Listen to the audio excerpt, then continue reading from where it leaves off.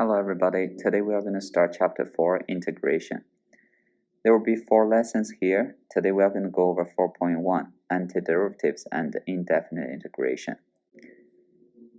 So when we integrate any function, if it's indefinite integral, we'll have a constant c here. Okay, so this is 1 point on the AP test. If it's a FRQ question, this c is 1 point, so be careful if it's indefinite integral. So indefinite integral means we don't have any boundaries here.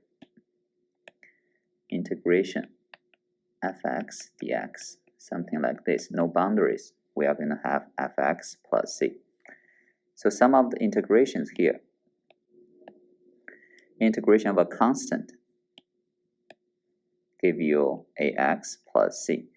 And the integration of a polynomial x to the 8th power give you x to the a plus 1 over a plus 1 plus c here. And fractions 1 over x to the a, we write it as x to the negative a. This is a very important scale. For example, 1 over x to the 4th, we write it as x to the negative 4. So the antiderivative gives us x to the negative 3 over negative 3 plus c. And the trig functions, integration of sine give you negative cosine, cosine give you sine. So here, if the inside is not x only, we have to use the chain rule, be careful. So it's negative cosine 7x divided by 7. Don't forget this number, 7 here and 3 here. Okay, now you can pause this video for 2 minutes and finish example 1 to example 3. So the second topic, how do we find a particular solution? So given any equation, this is what we call differential equation. Y prime equals something, or any equation involves the derivative. So in this case, we are going to have a general solution. Fx equals this plus c. This is what we call the general solution. And also given another condition, this is what we call the initial condition. Once we plug the initial condition in, we should get a particular solution. For example, 9. Given y prime equals negative 6x, we just take the antiderivative, integration negative 6x dx. Now we have negative 3x plus c. Now we plug the point f1 equals negative 2. We solve for c. c equals negative 1. Okay, if number 11, the second derivative is given. Okay, so first we take the antiderivative of the second derivative. We get f prime. So f prime will have one constant c here. We are going to plug in the initial condition for the f prime. We solve for c. So after we get f prime equals this function, we take the antiderivative again and plug in the condition for f of x. We solve for the final solution. This is the particular solution for the second order differential equation here. So next one is a PVA problem, position, velocity, and acceleration problem. So as we know, the symbols for position, we have x, t, y of t, s of t. When we take the derivative of position, we get velocity. And when we take the derivative of velocity, we get acceleration.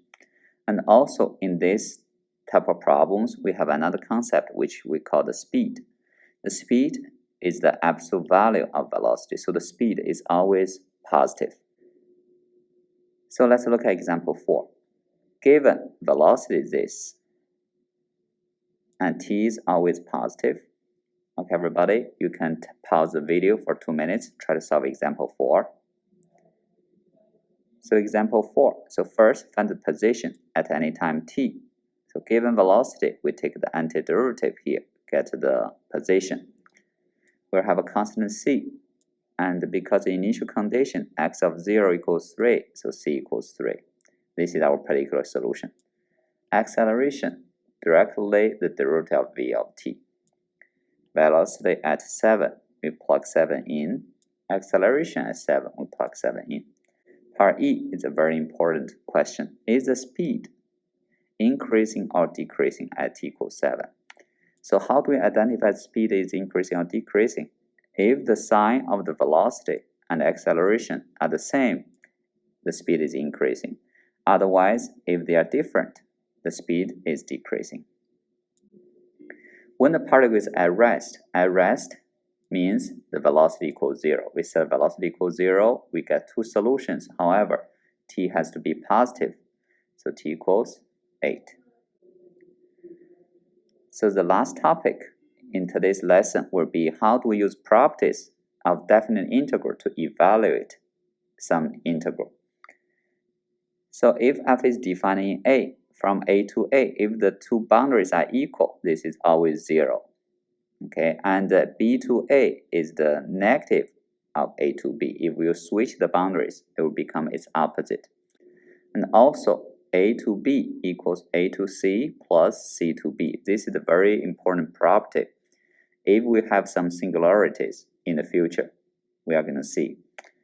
And the next one, when you multiply a constant, you can take the constant out, plus minus equals the integration, plus minus another integration. So now you can pause for 2 minutes to finish 33 to 40. So from 33 to 40, so 33 to 40, given 2 to 6, 2 to 6 x dx and 2 to 6 dx. 6, 2, so 6, 2, you have to flip the boundaries, so it's negative. 2 to 2, two boundaries are the same, so it's 0. 2 to 6, 1/4, a constant out. Negative 3, constant. You can take it out directly.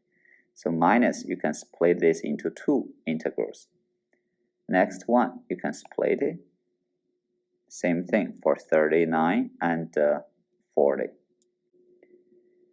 So let's look at problem 42. Given 0 to 3 and 3 to 6. So 0 to 6 equals 0 to 3 plus 3 to 6. 6 to 3, given 3 to 6, will be negative 3 to 6. So when you switch boundaries, become its opposite. Same boundary, 0. 3 to 6, constant, out. So 44, given these two, negative 1 to 0 equals negative 1 to 1 plus minus 0 to 1. Because negative 1 to 0 plus 0 to 1 give you negative 1 to 1. These two, negative 1 to 0, we already get negative 5, we just plug it in. Negative 1 to positive 1, 3, so we take the 3 out. 0 to 1, 3, take the 3 out. Number 49, everybody, you can pause this for 2 minutes, can solve it yourself first.